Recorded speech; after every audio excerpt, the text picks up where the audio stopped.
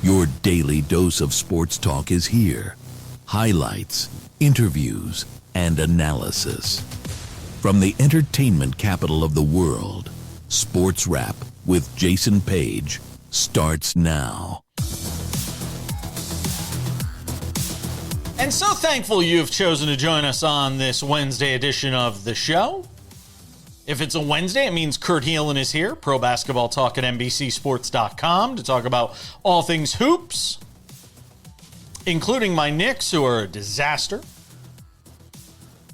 The Warriors have their own problems to deal with after a Jimmy Butler ACL tear ends his season, and ends effectively the Warriors' season, it feels like. All sorts of notes from the Eastern and Western Conference as we go through things with him.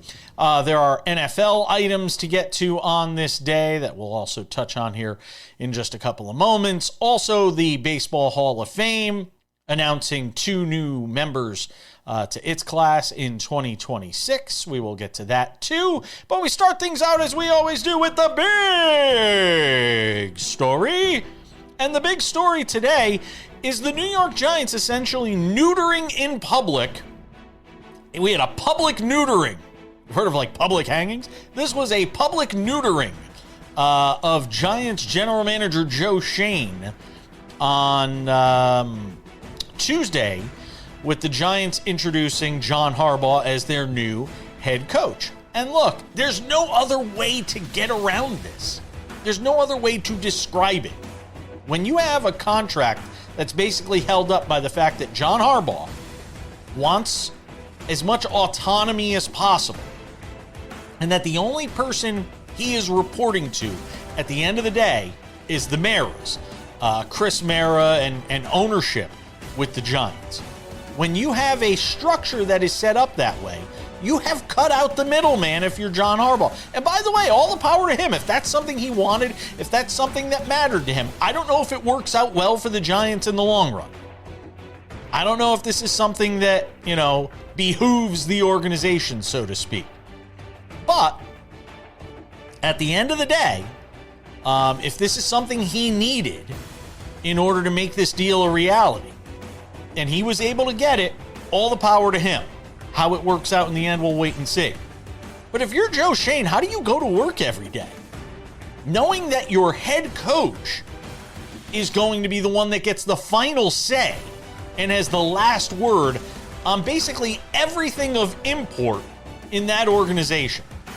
And that you're just basically the guy saying, hey, I'm running to Starbucks to grab a drink. Anybody want anything? That's essentially what it's come down to now for Joe Schoen, who's been in the league for a zillion years. And he and Harbaugh and the Maras, they can all say whatever they want to downplay this idea that he has been neutered, made impotent by this move. But that's what's happened. And there's no way to get around it. Will he have input? Sure. The same way, Sam has input every day into the content of this show and, weighs in with some thoughts. But at the end of the day, I'm the one with the final say. That's John Harbaugh, not the general manager. And that is problematic if you're Joe Schoen, because you'll get all the blame if things don't go well the next couple of years. You'll be the one whose head is on the chopping block, but the guy who's really making all the decisions is John Harbaugh in concert with the Maras. We'll see how it all plays out in New York. I mean, look, they went and got the best available head coach. And I don't even think it's arguable. As much as I'll make an argument for guys like Mike McCarthy and all of that, he got the best available head coach. And now we'll see where the chips fall. Big story number 1. Big story number 2. We always love the debate of who's a Hall of Famer, who isn't a Hall of Famer, why are they a Hall of Famer, why does this person vote this way, why does this person vote that way, why does somebody think Omar Vizquel is a Hall of Famer, why does one person not believe Derek Jeter wasn't a Hall of Famer. We have these debates every year. It's one of the fun things we get to do in sports, for all the serious stuff that we sometimes are forced to talk about, and for all the things in the world that can drag you down. the bad news that's out there. One of the fun debates we get to have every year is about the Hall of Fame. So when the Hall of Fame made its announcements on Tuesday night, and it was revealed that Andruw Jones, former Atlanta Brave great, one of the all-time great defensive outfielders, and a guy who put up some prolific offensive numbers for the first half of his career. When it was announced he was getting in, there were a lot of people that are happy, and I'm okay with Andruw Jones being in the Hall of Fame. I should be enthusiastic if you're going into the Hall of Fame. I don't think there should be any debate for guys going into the Hall of Fame. That's what makes it the Hall of Fame.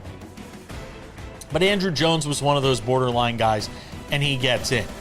Carlos Beltran getting in, I have a problem with. And I have a problem with it because there's blatant hypocrisy from the sacred cows, and these Baseball Writers Association of America guys. Not all of them, by the way. I am friends with some of them. They come on the show. This is not me painting. It is me painting with a broad brush. Not to say that every Hall of Fame voter gets it wrong or takes themselves too seriously. That is not what I'm saying. But what I am saying is this.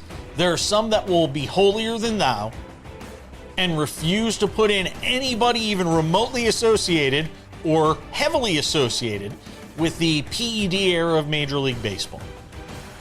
Something that is part of the history of baseball, whether you like it or not. There are guys that, to their dying day, will never allow for an A-Rod, a Manny Ramirez, even an Andy Pettitte, to get into the Hall of Fame because of their association with performance-enhancing drugs. Barry Bonds, Roger Clemens, etc. But then those same guys voted for Carlos Beltran, who was involved in a high-level cheating scandal that ultimately led, not saying it's the reason they won the World Series, but it was certainly part of the story, the fabric of an Astros team that won a World Series.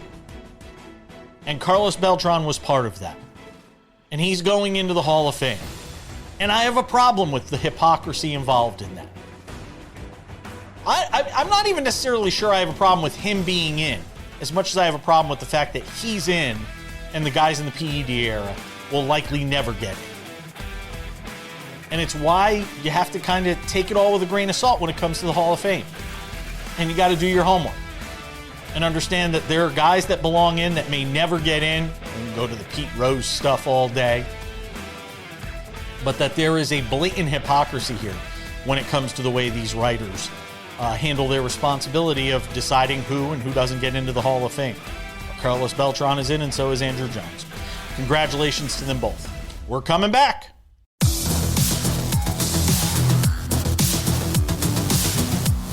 Welcome back to the show. Coming up in 10 minutes, Kurt Heelan of Pro Basketball Talk at NBCSports.com. Can anything fix my Knicks?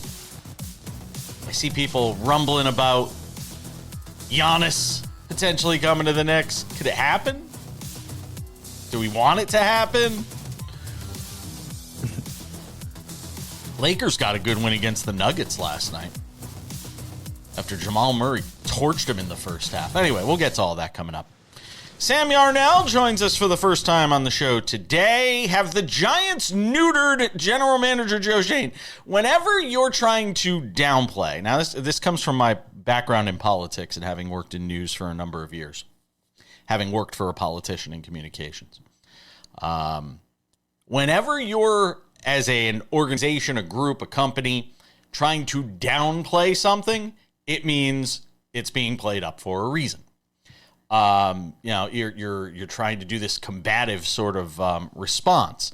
And the Giants are doing that when it comes to Joe Schoen, because you have John Harbaugh, who has become the new head coach of the Giants and basically is reporting to the Maras and the ownership group and not to Joe Schoen, which is to say Joe Schoen has been neutered. Now, they can say all they want that this isn't what's going on, Sam, but as I pointed out in the big story, every single thing about this John Harbaugh hire points to the fact that Joe Schoen is being skipped over when it comes to, and that ultimate decision-making process is going to be on John Harbaugh and ownership, and Joe Schoen's just going to kind of be the middleman saying, hey, I'm going to, go to the cafeteria. Does anybody want anything? Yeah, I mean, so this is obviously you're seeing around the league in other places why this is never good to have these kind of relationships born. And Jason, you got the sense that there was going to be this kind of unbalance of power when the Harbaugh thing dragged its feet, when it took him like a week longer, literally a week from when he was first reported to have agreed to the job to actually sign on the dotted line. And it just goes back to the Maras are one of these families in football, not unlike the Johnsons or the Joneses of the world, where they interject in the inner workings of the football operations of their NFL team just a tad too much. And now you've given them a lifeline to the head coach rather than having to go through the general manager. It's a dangerous power balance that we see not work out very frequently in the National Football League.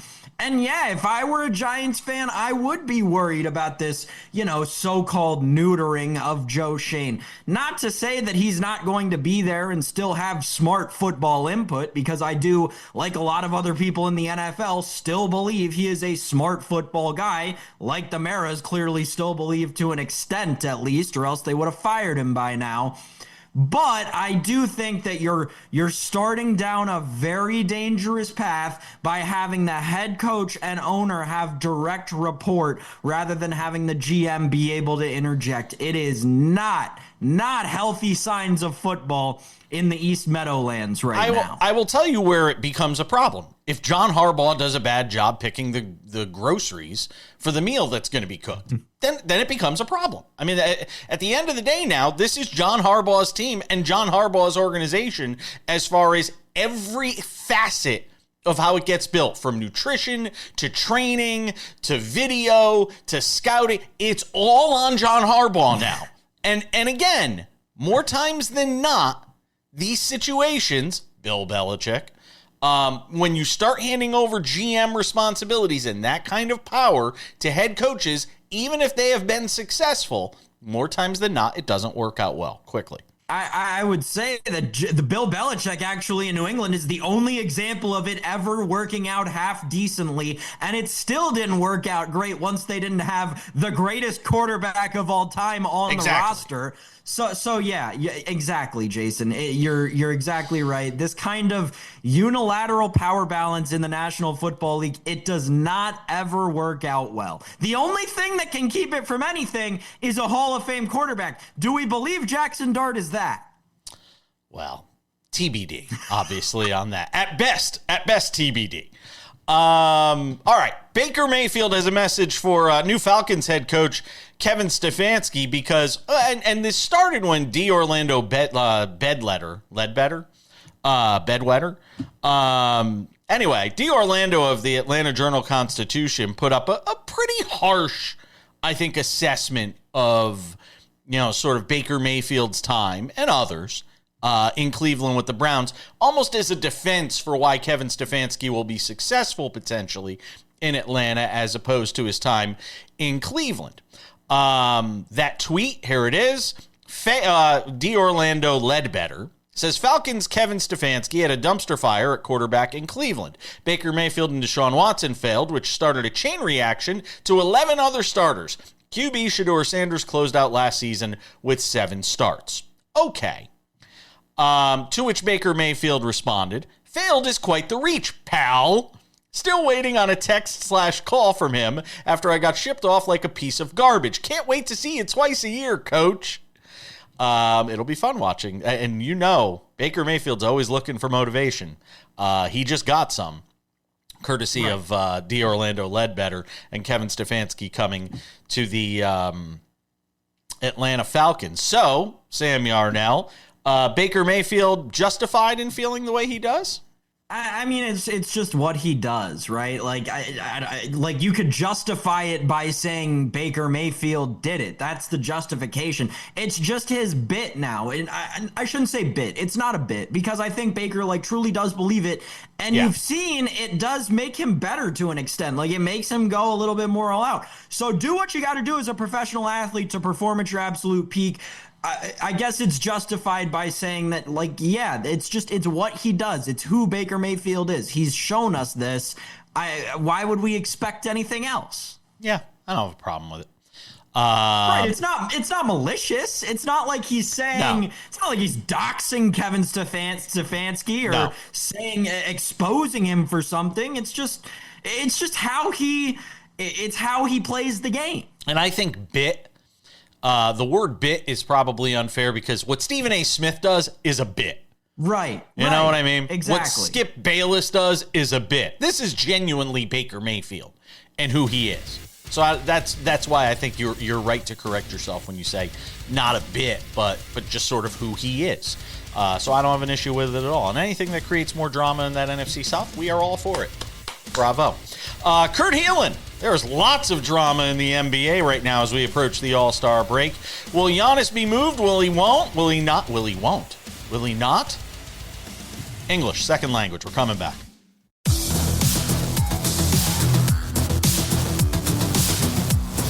And we roll along on this Wednesday with some NBA talk. Kurt Helin is here. Pro basketball talk at NBCSports.com is his jam.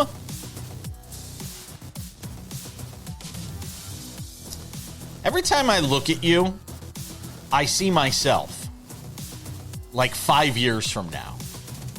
I don't know that okay. Like I'm not sure. I see myself. I say anything bad there, that doesn't really make sense. I see myself 5 years from now. Like eventually I'm going to bick this. It's all going to be gone. And I'm just going to give up. I'm going to give up the fight.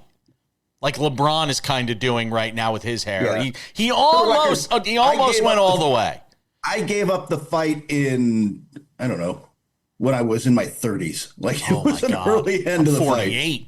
I'm 48 and I still haven't given up the fight. My husband and I, every night, he's like, let's do the hair replacement, like hair treatment. Like thinking of different things. Then I thought about just wearing a different wig every day. Like then I could just change my style every day. I thought about doing something like that. No? I feel like Elton John. You think a little short pink wig would work on him? It might. I think it would. Like blue one day, pink the next. Yeah. What's going to work for the Warriors at this point? I mean, look, for 3 years I've been screaming, blow it up, blow it up. And now they have every motivation in the world to do so, although they don't sound like they're going to when you hear management, basically saying, and Mike Dunleavy saying, nah, you know what? We're gonna hang on to Jimmy Butler and that massive contract, and maybe he'll be back at some point next year in the final year of his deal, and it'll all just kumbaya, it'll work itself out. They will never trade Steph Curry, and they are going to ride this out until the end. There is no reset going to happen. He will retire. I'm always hesitant to say this because there's a part of me that still believes he might spend his last season in Charlotte where his dad played and is going to get his number retired and where he grew up, but almost certainly will end his career with the Warriors, and they will push to try to win as much as they can until they can. But this not only kills this season, it makes life Jimmy Butler makes $56.8 million next year. You can't really trade him. And so you're going to try to go into this offseason and make whatever moves you're going to make to try to build this thing up. That, by the way, may not mean a Jonathan Kuminga trade at this point. They just might ride Kuminga into this summer because, sorry, Bucks fans, if Giannis Antetokounmpo becomes available, that's the guy they're going to chase. And they will want Kuminga as a young player with potential and a $24.5 million or whatever it is salary to be part of that package. Stephen Curry is for all the things we talk about with different stars in the league speaking out on their situations and their teams and what's going on, he is very quiet when it comes to those sorts of things. He comports himself in a certain way. Do you think the patience runs thin and at some point he starts speaking out? I think he's so involved in the decisions they make that no. I think, look, I don't think they're doing things without his I want to say approval. Look, at the end of the day, they don't want him to leave. He still fills the building. The Chase Center was built because of Steph Curry, even though Joe Lacob would like to tell you it was his brilliant management. Like, it's like Steph Curry is the identity of that franchise. And with that, they will do whatever makes him happy. If he wants to try to compete, they will find ways to try to do that. And frankly, they were starting to look like a team. They'd won 12 of 16. Their offense was really like top 5 in that stretch. They were clicking, and you're like, here it comes. They are the team you don't want to see in the first round, right? Like they're kind of dangerous. They're not going to win it all, but they could upset somebody. Like, they're not that anymore. They're a play-in team probably that is easily dispatched. Does the end, and this is obviously looking a little far ahead into the future for this, Kurt, but having the end of Steph Curry's career on my mind, it made me wonder, obviously it'll be like the end of Draymond when that all dies, but is that the end for Steve Kerr? Is Steve Kerr going to call it quits after this iteration of the Warriors, or is he going to stay on? My guess is that he moves on. Now, this is what Greg Popovich always said about Tim Duncan, and that didn't exactly happen, right? Like, it's one thing to say when this ends, I'm going to walk away and be happy, but I think Kerr, even more than Pop, would do that, especially because he would move into whether it's with the Warriors or someone else, we'll call it the R.I.P. Jerry West, the Jerry West role. Right, I'm just going to be the owner whisperer and consultant, and I'm going to get paid a boatload of money to tell the owner, hey, that's a good idea, that's a bad idea. Like, I'm a consultant, and that's going to be it, man. Like, he's going to step into that role somewhere. Good win for the Lakers last night. Yes. You know, we like to crush them, and I know that it's no Nikola Jokic for the Nuggets, but, I mean, Jamal Murray destroyed them in the first half. It was like he broke the Lakers, it felt like. That thing was going on a trajectory, hits a half-court shot. He has 27 in the first half. They shut him down to nothing in the second half. And it just goes to show what a little effort can do on defense for the Lakers last night, who really played well in Denver. They're a good team, and it's one of those things where we keep coming back to it's the thing. It's like we keep coming back to it. They're 11 games above 500. They've outplayed their point differential by more than any other team in the league. That record's a little inflated, but the bottom line is that is a good team that just isn't quite built yet for how you need to truly contend with Luka on the roster. Yeah, but they're moving that direction, and with LeBron playing the way he is, you know, they will get Austin Reeves back. Speaking of the team you don't want to see in the first round, they're going to get in as the 5-6 seed, whatever it is. That's a tough out for some. Like, right, they're going to face a good team. Matchup predicated. Difficult. Like, their success will be completely matchup predicated. The Lakers. Yes, exactly. They have very distinct defensive things you can exploit, and some teams can do that, but Luka and LeBron are just going to be tough when your game slows down. It's going to be tough to stop them. They're going to put up points. Let me get one last one in on the West, and then we'll get to the East in the next segment. Great win for the Rockets. I mean, they're down 16. They come from behind, beat the Spurs last night in the final minute of this segment. Talk about what that does for them. That win does for them. Does it sort of unlock them a little bit here before the All-Star break? It does when Reed Shepard can give them what he gave them off the bench. 21 off the bench last night. 21 off the bench and the shooting. When you've watched them lately, and the reason I said in my power rankings this week that they don't feel like the contenders anymore, they'd run into the wall where they just missed Fred VanVleet. They missed his shooting. They missed the organization that glue guy kind of brings, and that point guard, floor general point guard brings. When they get it, like they did in this, especially the second half of last night, but with Shepard and everything else, they're as good as anyone. The talent is as good as anyone. Yeah, they just haven't been consistent, and I still think they're a top 5 team in the league. Yeah. Like, I still think they're really, really dangerous. So they got that Kevin Durant guy. Sometimes it feels like they lean on him too much, but he's bleeping Kevin Durant. Kurt Heelan hanging out with us. We got him for one more segment. Don't go anywhere.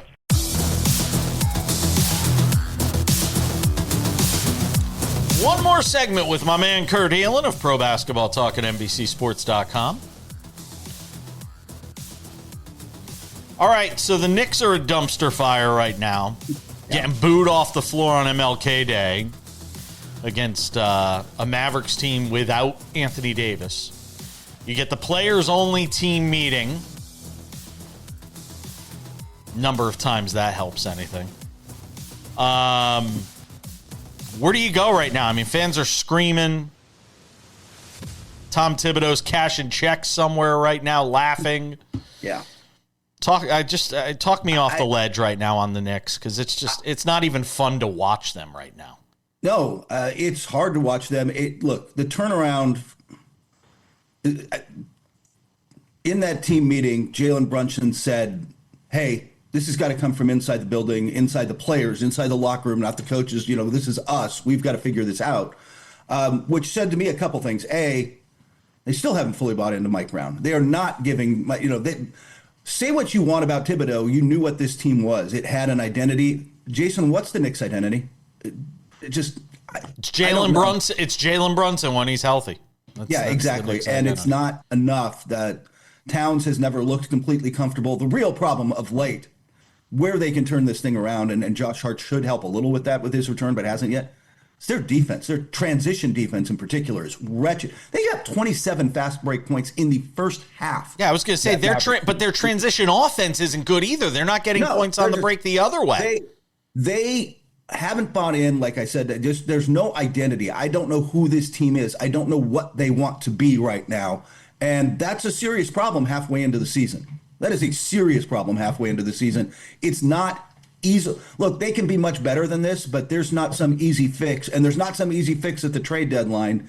If you can plug in another player, but if you don't have a system, if you don't have everybody buying in and pulling the rope the same direction, it doesn't matter. What has to happen for Mike Brown to be a one and done, though, Kurt? Do they have to finish as a 5 seed, go out in the first round? What is that? Look, they went to the conference finals for the first time in 25 years last year and fired the coach. That's part of the problem in New York, or challenge in New York. The bar was set here, man. The bar is finals. James Dolan was on the radio at the start of this month saying we should absolutely make the finals. We should win it, right? And saying we don't need to make any major moves. Yeah, no, and I genuinely believe that's what they believe in house, that this team really is this good. They just can't get them to execute at the level that need. But I'm not sure that's the case. I'm not sure they don't need a second, more shot creation or whatever, and they'll see what they can get, more depth. Look, the front, Mike Brown's taken a brunt of this. Look, what did they do with the front office this summer? Hey, how's a Jordan Clarkson? Yabusele, they're trying to trade Yabusele. They're looking for right what? now for what depth. are they going to get for Yabusele? He's absolutely useless. Well, everybody likes those big bags of Doritos. Oh my God! Yeah, that's about it. I was hoping you were going to make me feel better, and you're not. It'll be better, but it's bad. It's bad, and I don't know how they fix it. I was hoping you were going to make me. Nothing about this first 3.5 minutes of this conversation has made me feel better at all. Sorry. Kurt, down I-95 in Philadelphia, things aren't all that much better, though. This is a team that has not been doing well. But a weird, minuscule thing I did want to ask you about. I saw Jared McCain got sent to the G League last week. What was your takeaway from seeing that? I don't know that he's fully back from the injury. He has not progressed at the level they need to. And the problem is he's got to earn those minutes now, because Tyrese Maxey is deservedly an all-star starter and was, when I was putting together my MVP list for, midseason MVP list, he was in my serious consideration for should he be in the top 5 kind of season. And then you got VJ Edgecombe, who stepped into that role and has been fantastic and is in the Rookie of the Year mix and is maybe – please have him do the dunk contest. You've got that now. You've got to get in there. You got to earn the minutes around those guys, and he hasn't. And part of that's the injury. Part of that is he didn't step forward this year, and I think he just needs some run. And that's one of those situations where sending a player to the G League not only shakes him a little bit and gets him woken up, but just gets him on a court in a situation he should be able to thrive and get some confidence back. From 3 to 8. It's the Knicks with 18 losses and the Heat at 21 losses at the 8th spot. Is there somebody you expect to see jump out of that pack in the second half, Kurt? I keep wanting to say Cleveland. That's what I was going to say. They have the talent and they show you moments, but then there's the ML. Look, they beat Philadelphia twice last week, and one of those games, which I watched, the first one, that was as good as they played and looked all season. They were fantastic. But you see them on MLK Day. Now, granted, they're going up against the juggernaut that is Oklahoma City, who is trying to reestablish itself. And their only loss in the last 2 weeks is because their only loss in the last week or so is only because the nightlife in Miami remains undefeated. the gap was so obvious between where they are and where Miami is, or Cleveland is. I don't know how they get there. And then, granted, that's the best team in the league. But if that's the measuring bar, if you want to be a finals team, you've got to be closer to that. And I expect so much more out of them. I expected so much more, and they're not getting it from Darius Garland, who's out again. They're not getting it from Evan Mobley didn't take a step forward. And outside of Donovan Mitchell, who's been spectacular, that team's been okay. Just wait until they trade for LeBron. Kurt, I have 30 seconds. Is the All-Star game format going to work this year? You talked about the starters. We saw they were released this week. The size matchup is wild. 30 seconds. Is the format going to work? I work for NBC. I don't know if I have that. I think I have the NBC logo on. So, yes, it's going to be fantastic. It's going to be, we'll see. Look, here's the thing. I think the international players actually do care. Will that fire up the Americans to care? I mean, it's going to be relative, but if they care, if guys actually care, then it's at least entertaining. Kurt Allen, Pro Basketball Talk at NBCSports.com, and a company man. Thank you, sir.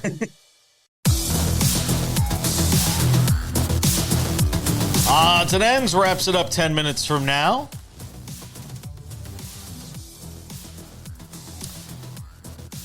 I knew we'd talk a little baseball today because of the Hall of Fame stuff, and we knew that announcement was coming yesterday. I didn't realize we'd wind up getting a whole segment on it. Thank you to the New York Mets. We'll do that coming up here as well. Baseball Hall of Fame in Cooperstown will welcome 2 new inductees this summer. I'm actually hoping to go. We're trying to do some programming stuff around the Hall of Fame this year, and hopefully we'll have news on that coming up in the spring. But in the meantime, we've got 2 new guys going in. Andruw Jones, who is sort of a borderline guy.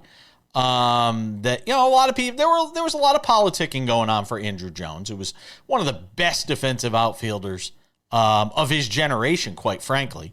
And then, you know, somebody who put up some really good offensive numbers in Atlanta before tailing off in the final years of his career. And Carlos Beltran gets in, and that's the one I have a bit more of a problem with, Sam. But Beltran gets in despite being part of that whole sign stealing scandal with the Houston Astros. So he gets in. So baseball has set its moral line in the sand. The Hall of Fame voters, the Hall of Fame vote, even though I don't even watch baseball anymore. Hall of Fame voters said, sign stealing scandal that leads to a World Series win, fine. But if you played in the PED era where everybody was sticking needles in their arms and rubbing cream all over parts of their body, we're not letting you get in. So, Sam, what did you make of the Andruw Jones, Carlos Beltran inductions, now that you know what I think? It led me to a question, actually. What happens if nobody gets elected in a year? Then nobody goes in. But then they also have the Veterans Committee. Do they still have all of the pomp and circle? Like, do they still have the ceremony and stuff? Well, because of the Veterans Committee or whatever that Legends Committee. Always put people somebody in. Always, yeah, interesting. Somebody always gets in. And plus they have the Ford Frick Award where one of the broadcasters gets in. So they'll always... Interesting. Yeah. That's just something I was thinking about ever since last night. But anyway, let's not give short shrift to how good Andruw Jones was. He is a top 10 defender of all time. Yeah. This is a guy who, I mean, maybe I'm part of the politicking for him to get in, but this is a guy who should have gotten in. You saw it by the way that the ballots were trajecting for him over the years, but this is a guy who deserved to be a Hall of Famer.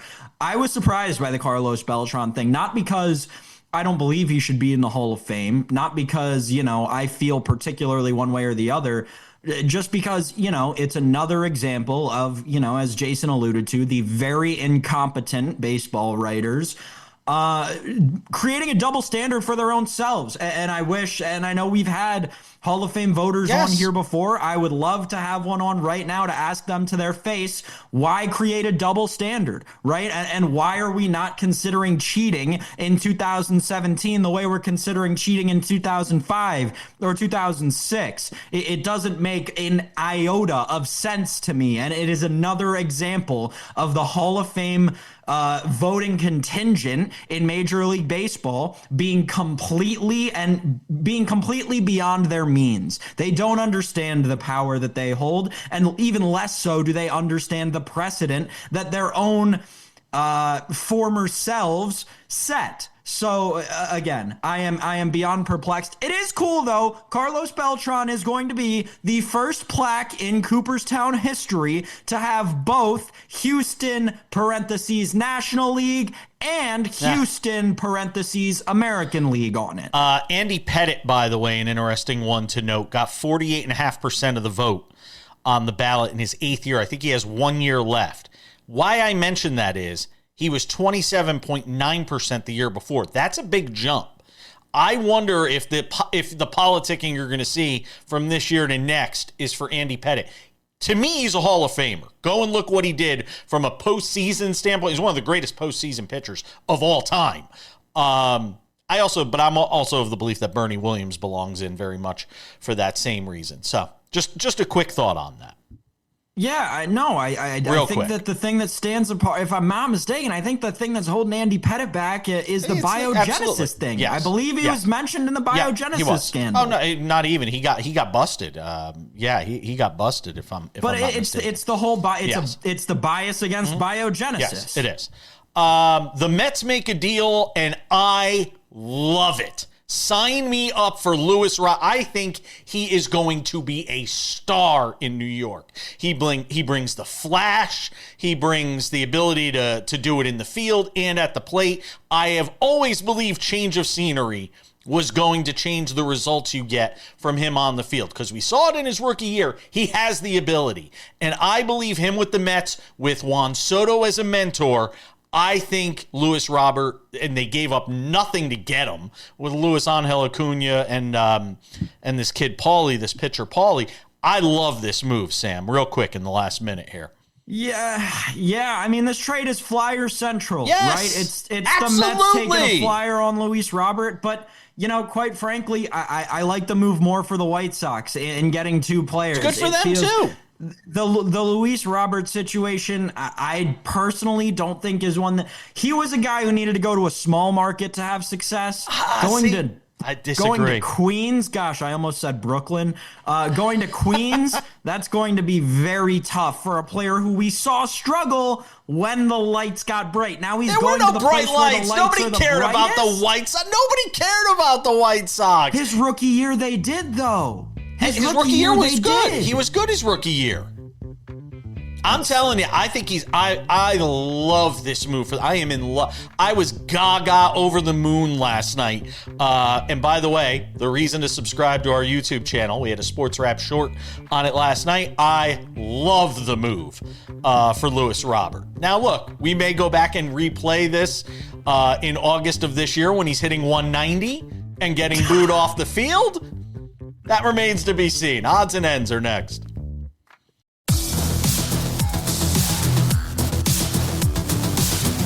Time to close out this Wednesday edition of the show. But before we do, a couple of reminders for you. If you haven't done so yet, make sure to subscribe to the Sports Wrap with Jason Page podcast. It's available on all your favorite podcasting platforms.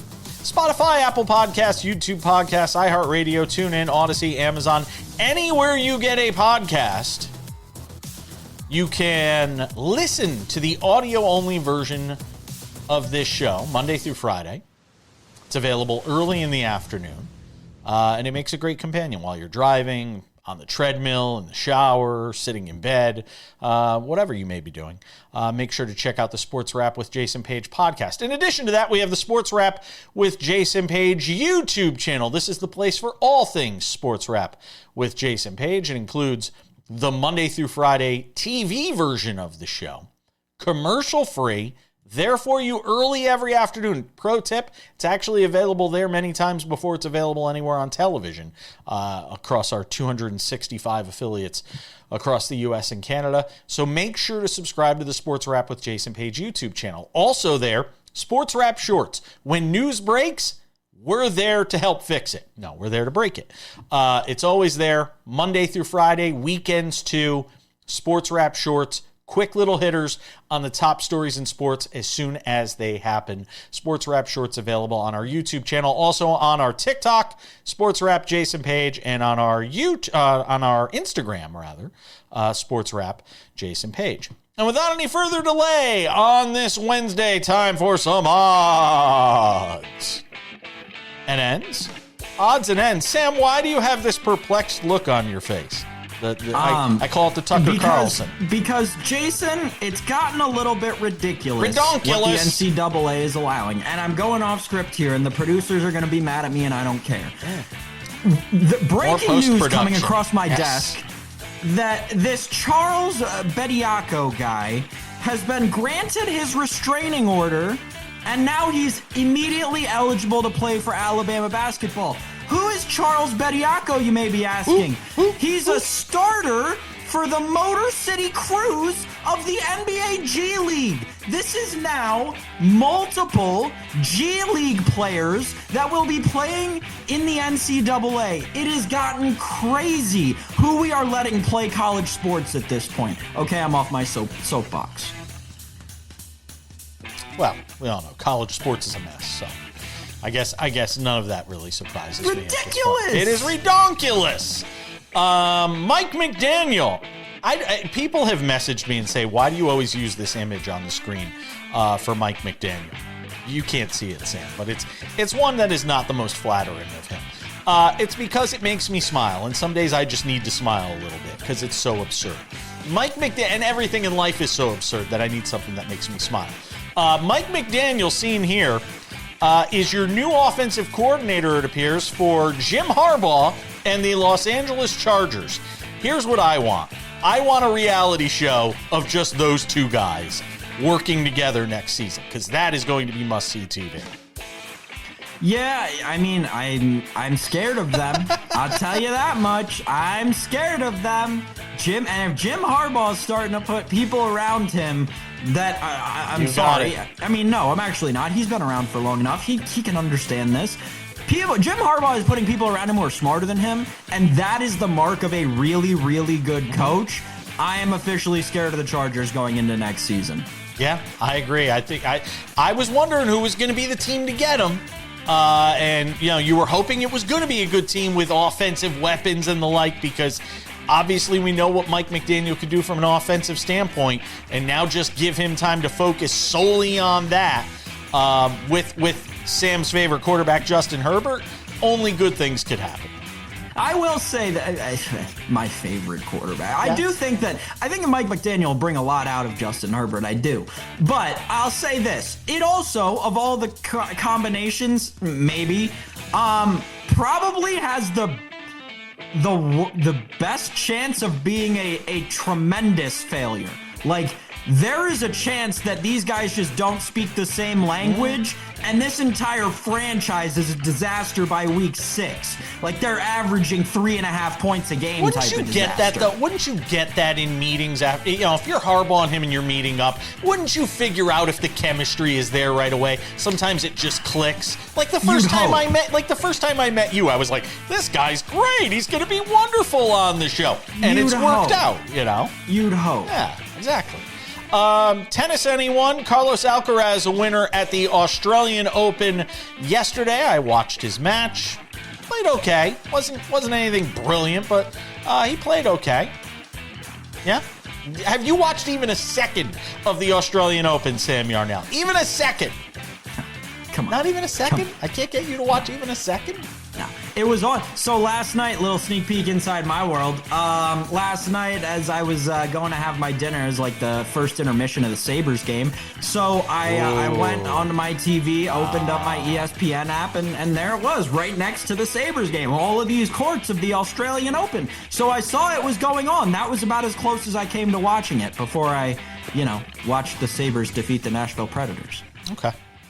Francis Tiafoe won, too. I don't know if he's talking to the media these days, but he won. So, there's that. Always rooting for the Americans down under. I'm sure we'll have Patrick McEnroe on next week from Melbourne to tell us what's going on at the Australian Open. I'm not getting him on in week 1 when there's people playing that you won't hear from, 80% of them throughout the tennis season. So, it's going to do it for us. Thanks to Kurt Heelan. Thanks to you, Sam Yarnell. Thanks to folks at home for watching. I'm Jason Page. We'll see you back here on Thursday for an all-new edition of Sports Wrap. Bye-bye.